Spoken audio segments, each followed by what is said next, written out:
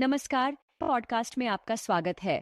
आज हम एक रोचक कहानी के बारे में बात करेंगे जो राजनीति, बुद्धिमत्ता और रणनीति से भरी हुई है।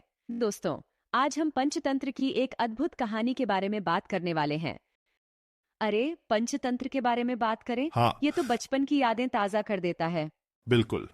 लेकिन तुम जानते हो इसकी गहराई में कितने ज्ञान के खजाने छिपे हैं। हाँ, सच में। मुझे याद है कैसे विष्णु शर्मा ने मात्र 6 महीने में राजकुमारों को शिक्षित कर दिया था। वाह। सोचो तो सही, कितना चुनौतीपूर्ण होगा वो। और वो भी कहानियों के माध्यम से। ये तो एक सही अद्भुत कहा। तरीका है शिक्षा देने का। बिल्कुल, पंचतंत्र की कहानियां सिर्फ बच्चों के लिए नहीं बल्कि हर उम्र बिल्कुल के नहीं। लोगों के लिए हैं। हाँ, और उनमें राजनीति, अर्थशास्त्र, मानव स्वभाव सब कुछ सही शामिल है। है। तुमने कौन सी कहानी पसंद की सबसे ज्यादा? मुझे शेर और खरगोश वाली कहानी बहुत पसंद है। छोटा सा खरगोश कैसे चतुराई से शेर को मात देता वाह। है। बुद्धि बल से अधिक शक्तिशाली होती है ना? बिल्कुल। और वो ब्राह्मण और नेवला की कहानी याद है? हाँ हाँ, कैसे जल्दबाजी में निर्णय लेने से बड़ी भूल हो सकती है। सही कहा। ये हम्म। कहानियां हमें जीवन के महत्वपूर्ण सबक सिखाती हैं। और सोचो, ये कहानियां कितनी पुरानी है फिर भी आज भी प्रासंगिक हैं। हाँ, मानव स्वभाव तो सदैव एक सा ही रहता है। तुमने देखा कि कैसे विष्णु शर्मा ने पशु पक्षियों के माध्यम से गहरी बातें कही हैं। हाँ, और नाम भी कितने सोच समझ कर रखे हैं उन्होंने। जैसे कछुए को मंत्रक नाम दिया क्योंकि वो धीरे चलता है, और बिल्कुल। हिरण का नाम चित्रांग। और सोचो, इन कहानियों का प्रभाव सिर्फ भारत में नहीं, अनेक बल्कि दुनिया भाषाओं में भर में इसका है। अनुवाद हुआ है। सही है। मैंने सुना है जर्मन अनुवादक वोल्फ ने कहा है कि प्रभाव की दृष्टि से पंचतंत्र का स्थान बाइबल के बाद वाह। दूसरा है। ये तो बड़ी बात है। हाँ, और यह आश्चर्य की बात नहीं है, बिल्कुल क्योंकि नहीं। कहानियां ऐसी हैं जो समय और संस्कृति की सीमाओं को पार करती हैं। तुमने मित्र लाभ की कहानियां पढ़ी हैं? हाँ, दोस्ती के महत्व को दर्शाती है। जैसे कबूतर, कौआ, चूहा, कछुआ और हिरण की मित्रता। हाँ, कैसे उन्होंने एक दूसरे की मदद की। सही कहा। ये दिखाता है कि एकता में बल है। और मित्र भेद में दमनक ने कैसी चाल चली। सच में। मित्रों के बीच गलत फहमी कैसे विनाश का कारण बन सकती है। हाँ, हमें सदा सावधान रहना चाहिए ऐसे लोगों से। बिल्कुल। और हाँ पंचतंत्र की कहानियों की एक और खासियत है कि वे एक दूसरे से जुड़ी हुई हैं। हाँ, एक कहानी से सही दूसरी कहा। कहानी में सहजता से प्रवेश कर जाते हैं। इससे पाठक की जिज्ञासा बनी रहती है और वह बिल्कुल। अंत तक पढ़ने के लिए प्रेरित होता है। तुमने ये नई संस्करण पढ़ी है जो सरल भाषा में है, जो आम हाँ पाठकों के लिए लिखी गई है? हाँ, उसमें अश्लीलता और अतिशयोक्ति को हटा दिया गया है ताकि सभी आयु के लोग इसका आनंद ले सके। सही ये है। एक अच्छा प्रयास है। लेकिन मूल भावना अभी भी बरकरार है, और यही सबसे बिल्कुल। महत्वपूर्ण है। सोचो तो सही, इतने वर्षों हाँ। बाद भी पंचतंत्र कितना प्रासंगिक है। हाँ, ये हमारी सांस्कृतिक हम्म धरोहर है। और हमें इसे अगली पीढ़ी को सौंपना चाहिए ताकि बिल्कुल वे भी इससे सीख सकें। सही कहा। तो हाँ, जिसमें दमनक और पिंगलक की चतुराई शामिल है। चलिए शुरू करते हैं। मैं इस कहानी को सुनने के लिए बहुत उत्साहित हूँ। क्या आप हमें बता सकते हैं कि यह कहानी कहाँ से शुरू होती है? हाँ बिल्कुल, कहानी दक्षिण भारत के एक पुराने नगर राज्य से शुरू होती है जहाँ बर्धमान नाम का एक व्यापारी रहता था। वही जिसने संजीवक और नंदनक नाम के 2 बैल थे, है ना? ठीक कहा। हम बर्धमान ने फैसला किया कि वह व्यापार करके और अधिक पैसा कमाएगा, क्योंकि बिल्कुल। तो फिर क्या हुआ? उसने अपने बैलों को गाड़ी में जोता और व्यापारियों के एक समूह के साथ यात्रा पर निकल पड़ा। लेकिन रास्ते में संजीवक यमुना नदी के कीचड़ में फंस गया। ओह नहीं, फिर वर्तमान ने क्या किया? उसने कुछ दिनों तक इंतजार किया, उम्मीद में कि संजीवक ठीक हो जाएगा। लेकिन जब वह ठीक नहीं हुआ तो बर्धमान को उसे पीछे छोड़ना पड़ा। ये तो बड़ा दुखद था। फिर संजीवक हाँ, का क्या हुआ? संजीवक धीरे धीरे यमुना के तट पर स्वस्थ हो गया और हरी घास खाकर मजबूत बन गया। एक दिन उसने जोर से दहाड़ लगाई जो पूरे जंगल में गूंज गई। और यही आवाज पिंगलक ने सुनी थी, है ना? वह तो जंगल ठीक का है, राजा था। बिल्कुल सही। पिंगलक उस दहाड़ से डर गया और सोचने लगा कि यह कौन सा भयानक जानवर है। यहीं पर दमनक प्रवेश करता है ना? बिल्कुल, दमनक हाँ। पिंगलक का पुराना सेवक था। उसने सोचा कि यह अवसर है अपनी पुरानी पदवी वापस पाने का। तो उसने क्या किया? दमनक ने पिंगलक से कहा कि वह उस अज्ञात प्राणी से बात करके उसके इरादे पता लगा सकता है। ओह, वह तो चालाक था। फिर वह है संजीवक से मिला। हाँ, और उसने संजीवक को पिंगलक से मिलवाने का प्रस्ताव रखा ताकि वे मित्र बन सके। लेकिन दमनक के मन में कुछ और ही चल रहा था, है ना? बिल्कुल सही। वह चाहता था कि संजीवक और पिंगलक के बीच फूट डालकर खुद को महत्वपूर्ण बनाए। ये तो सच में चालबाजी थी। फिर क्या हुआ? हाँ, संजीवक और पिंगलक अच्छे मित्र बन गए। वे रोज बातें करते और साथ समय बिताते थे। और इस वजह से दमनक को जलन होने लगी। हाँ बिल्कुल, उसने सोचा, अगर ये दोनों इतने करीब हो गए तो मेरा क्या होगा। फिर उसने क्या योजना बनाई? उसने पिंगलक के कान भरने शुरू किए। उसे हम बताया कि संजीवक उसके खिलाफ साजिश कर रहा है। ओह, यह तो बहुत ही कपटी चाल थी और पिंगलक ने सही। उस पर विश्वास कर लिया। हाँ, दमनक ने बातें ऐसे घुमाई कि पिंगलक को संजीवक पर शक होने लगा। और संजीवक को भी दमनक ने धोखा दिया। बिल्कुल, उसने संजीवक को बताया कि पिंगलक उसे मारना चाहता है। ये तो सच में दोनों के बीच लड़ाई भड़काने की कोशिश थी। फिर क्या हाँ, हुआ? आखिरकार पिंगलक और संजीवक आमने सामने आ गए और दोनों में भयंकर लड़ाई हुई। कितनी दुखद बात है, उनकी दोस्ती बिल्कुल। का ऐसा अंजाम हुआ। हाँ, और अंत में संजीवक की मृत्यु हो गई। पिंगलक को बाद में एहसास हुआ कि उसने गलत किया। दमनक की चालाकी से दोनों की दोस्ती टूट गई। सही कहा। कहानी हाँ, हमें सिखाती है कि मसलहत और कपट के चलते कैसे मित्रता टूट सकती है। और यह भी कि हमें दूसरों की बातों में आकर अपने करीबी लोगों पर शक नहीं करना चाहिए। हाँ, और यह कहानी बुद्धि और चतुराई के सही इस्तेमाल पर भी प्रकाश डालती है। लेकिन दमनक का अंत क्या हुआ? क्या उसे कभी उसके कर्मों का फल मिला? कहानी में बताया गया है कि दमनक मंत्री पद वापस पाने में सफल रहा, लेकिन उसका चरित्र वही रहा। तो अंत में क्या वह खुश रहा? मुझे लगता है हमने कि नहीं। सही कहा। हाँ, आखिरकार कपट से भले ही आप सफलता पालें, लेकिन सच्ची खुशी नहीं मिलती। ये कहानी आज भी प्रासंगिक है, हमें सोचने पर बिल्कुल। मजबूर करती है।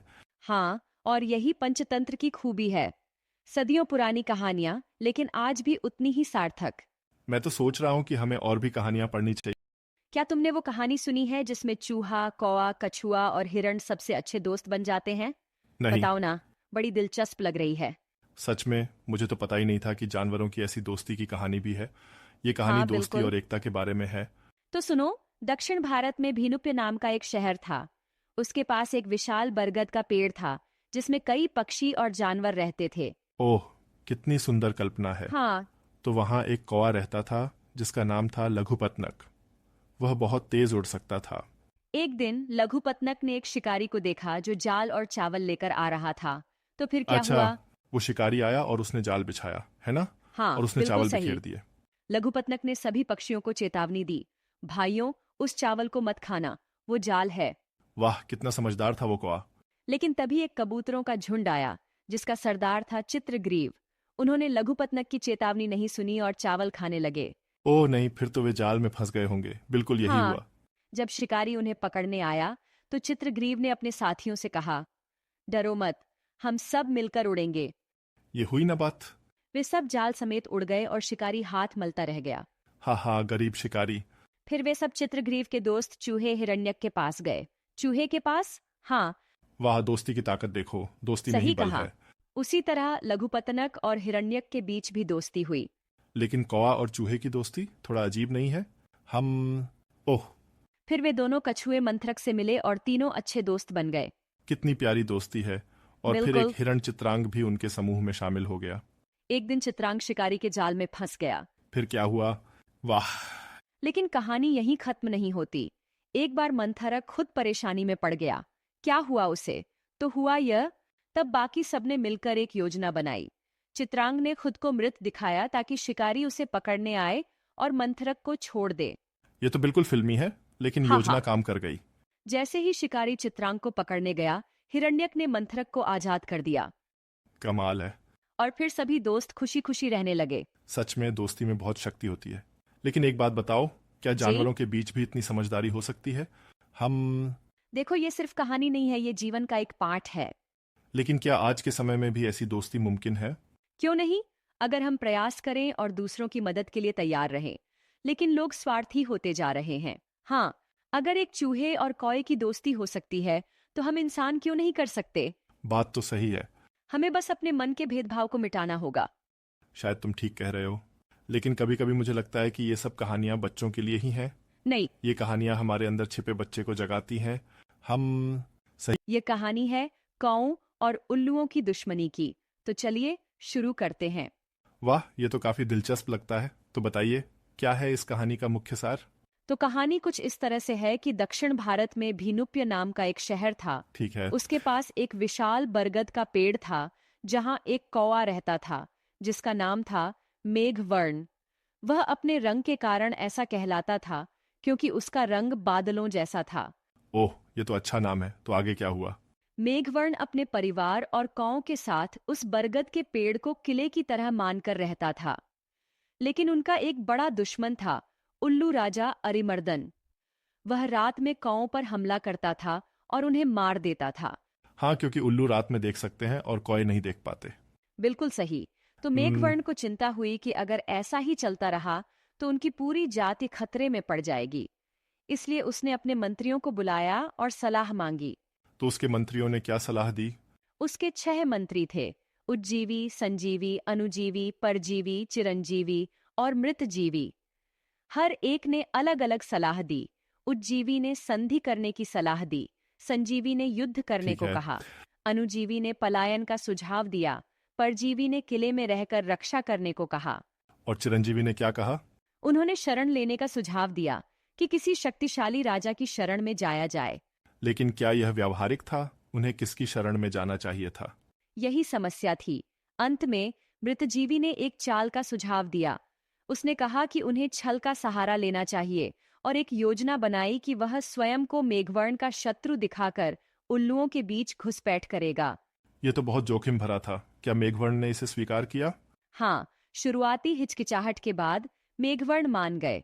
तो मृतजीवी ने मेघवर्ण के साथ एक झूठा विवाद किया और घायल होने का नाटक करके उल्लुओं के पास शरण मांगने चला गया। और उल्लुओं ने उसे स्वीकार कर लिया? अधिकांश ने उसे स्वीकार किया, लेकिन उनका एक मंत्री रक्ताक्ष उस पर शक कर रहा था। उसने राजा अरिमर्दन को सलाह दी कि मृतजीवी पर भरोसा नहीं करना चाहिए। और अरिमर्दन ने क्या किया? दुर्भाग्य से अरिमर्दन ने अपने मंत्री की बात नहीं मानी और मृतजीवी को शरण दी। उन्होंने उसे सम्मानित किया और खाने पीने की अच्छी व्यवस्था की। यह तो उनकी सबसे बड़ी भूल थी। कभी कभी हम अपने सलाहकारों की बात नहीं सुनते और परिणाम भुगतने पड़ते हैं। बिल्कुल सही। मृतजीवी ने इसका फायदा उठाया।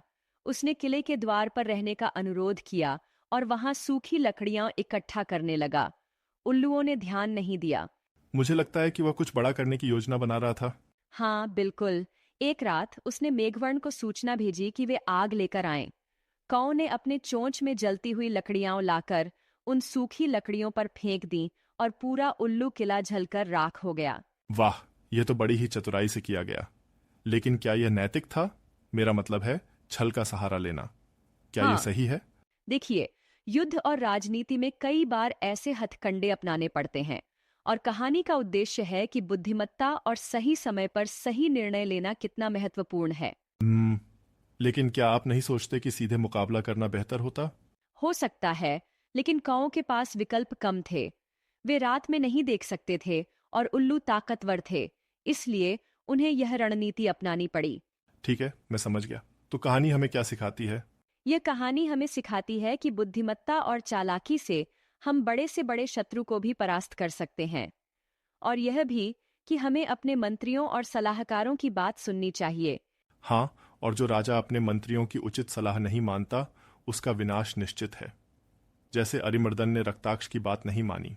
बिल्कुल। और यह भी कि हमें सदा सतर्क रहना चाहिए। सफलता स्थायी नहीं होती। बिल्कुल सही कहा। और मुझे लगता है कि यह कहानी आज के समय में भी उतनी ही प्रासंगिक है। हाँ, आज भी रणनीति और बुद्धिमत्ता का महत्व है, चाहे व्यापार में हो या जीवन के अन्य क्षेत्रों में। और यह भी कि हमें दूसरों पर अंधविश्वास नहीं करना चाहिए। उल्लुओं ने मृतजीवी पर आंख बंद करके विश्वास किया और उसका परिणाम भुगता। सही कहा आपने। और अंत में मेघवर्ण और मृतजीवी ने मिलकर कौओं के राज्य को बचाया। यह तो एक अद्भुत कहानी है। आपके बताने का धन्यवाद। स्वागत है। मैं भी बहुत खुश हूँ कि हमने ये कहानी साझा की। तो श्रोताओं, हमें उम्मीद है कि आपको यह कहानी पसंद आई होगी। अगली बार हम फिर से किसी रोचक विषय पर चर्चा करेंगे। क्या आपने कभी सोचा है कि बुद्धिमत्ता कैसे हमें जीवन में खतरों से बचा सकती है? हाँ, आज हम बिल्कुल। उसी के बारे में बात करेंगे। वाकई मैं उत्सुक हूँ। तो बताइए, ये कहानी किस बारे में है? तो शुरुआत करते हैं बंदर और मगरमच्छ की कहानी से। ठीक है। समुद्र के किनारे एक विशाल बेर का पेड़ था, जहाँ एक चतुर बंदर रहता था। तो बंदर और मगरमच्छ कैसे मिले? हुआ यूं कि एक दिन एक मगरमच्छ किनारे आया। बंदर ने उसे देखा और उसने सोचा, और उसने सोचा। अतिथि नारायण है, और उसे जामुन खिलाए। वाह, बंदर तो बड़ा दयालु था। हाँ, धीरे धीरे बिल्कुल। दोनों में गहरी मित्रता हो गई। मगरमच्छ अपनी पत्नी के लिए भी जामुन ले जाने लगा। फिर क्या हुआ? मगरमच्छ की पत्नी ने क्या कहा? उसकी पत्नी ने जामुन खाकर कहा, अगर ये फल इतना मीठा है तो उस बंदर का दिल कितना मीठा होगा। ओह, ये तो उसने खतरनाक अपने है। पति से बंदर का दिल लाने को कहा। फिर मगरमच्छ ने क्या किया? उसने धोखे से बंदर को अपनी पीठ पर बैठाया और नदी के बीच ले गया। समझ गया। वहां उसने सच्चाई बताई कि वह उसका दिल चाहता है। ओह नो, बंदर ने क्या किया फिर?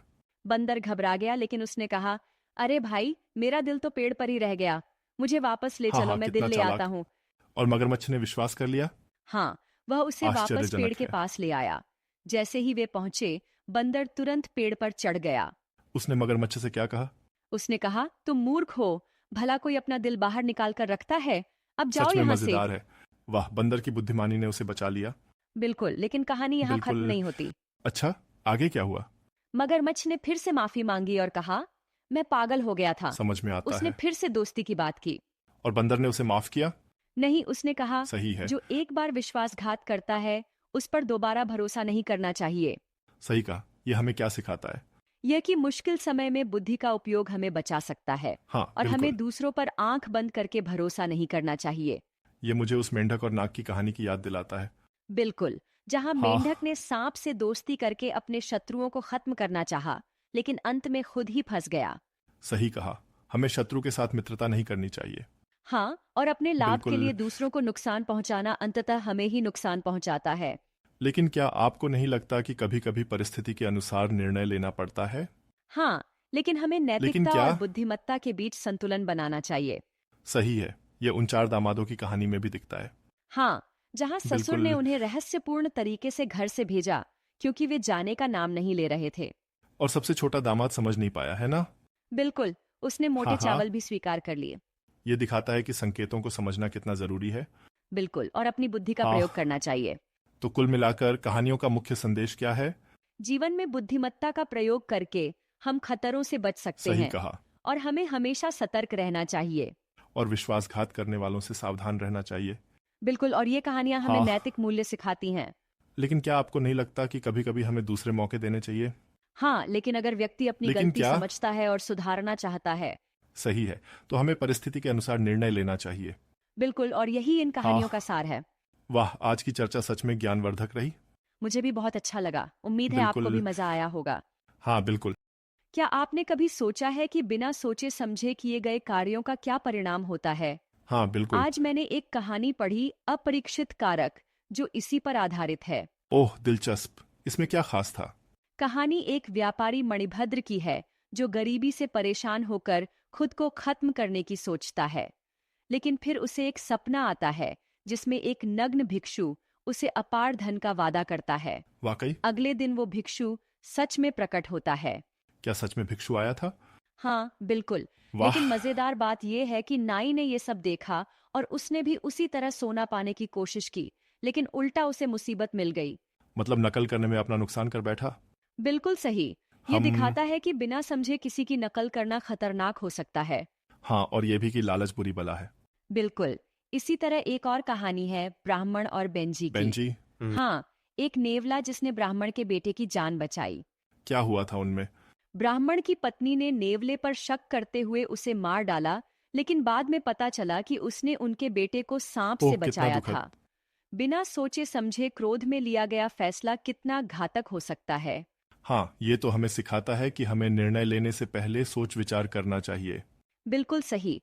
और फिर हम- 4 मित्रों की कहानी है जो धन के पीछे भागते हुए अपनी बुद्धिमानी खो देते हैं। ओह, वो जिसमें एक चक्रधर चक्रव्यूह में फंस जाता है। हाँ, उसने सही अपने है। दोस्तों की बात नहीं मानी और अंत में मुसीबत में फंस गया। ये तो सीधा संदेश है कि मित्रों की अच्छी सलाह को नजरअंदाज नहीं करना चाहिए। हाँ, और अति महत्वाकांक्षा भी नुकसानदायक होती है।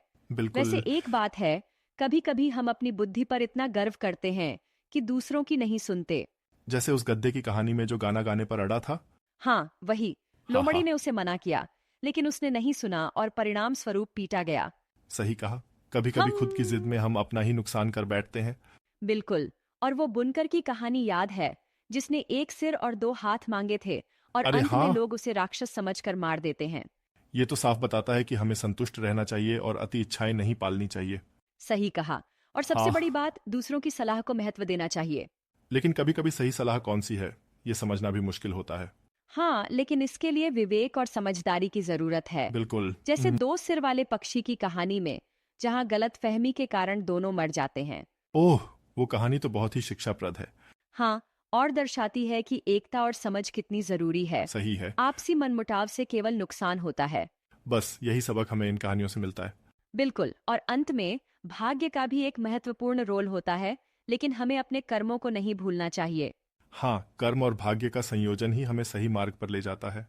तो ये सारी कहानियां अंततः हमें यही सिखाती हैं कि सोच समझकर निर्णय लेना चाहिए, दूसरों की सलाह माननी चाहिए और लालच से दूर रहना चाहिए। बिल्कुल सही कहा आपने। आज धन्यवाद। की चर्चा वास्तव में आंखें खोलने वाली थी। हाँ, और इन्हें हम अपने जीवन में लागू कर सकते हैं। तो चलो बिल्कुल। अगले बार फिर किसी नई कहानी पर चर्चा करेंगे। जरूर। तब तक के लिए हाँ ध्यान हाँ, रखना। तुम भी अपना ख्याल रखना।